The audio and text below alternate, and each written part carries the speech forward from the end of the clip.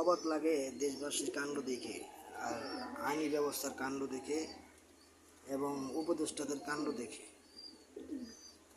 আমরা সাধারণ মানুষ এত বছর আশায় রয়েছিলাম যে পিলখানায় বিডিআর হত্যার বিচার হবে এবং শেখ হাসিনার আর তাপসের 7 বার ফাঁসি হবে।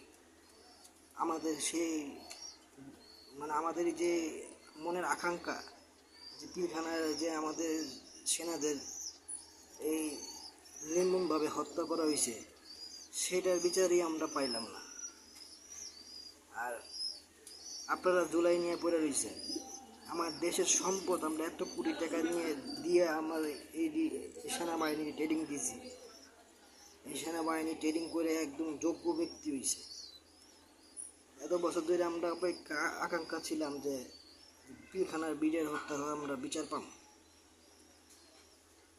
আজকে দেখতেছি আদালত তো এই সমস্ত ব্যাপার নিয়ে মাথা কামায় না, কোনো আইনজীবীও মাথা কামায় না, আর উপদেষ্টারও মাথা কামাইতেছে না।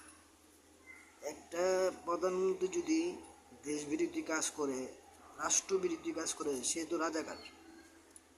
আর সে গুপ্তচর এবং অন্য দেশের হয়ে কাজ করে, তো নিশ্চিত তার মৃত্যু ছাড়ার কোনো রাস্তা নেই।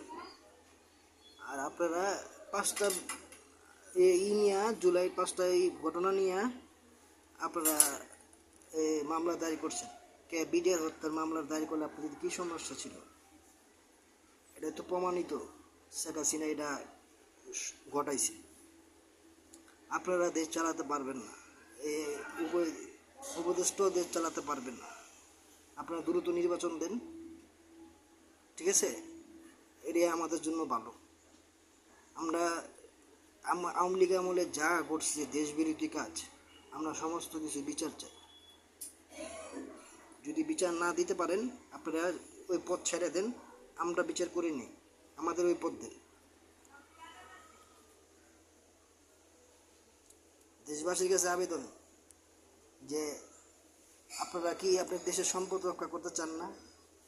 আমাদের সেনাবাহিনী আমাদের দেশের সম্পদ, আমাদের দেশের রক্ষাকারী, আর তাদের বিচারই আমরা পাইলাম না, এটা তো হতে পারে না।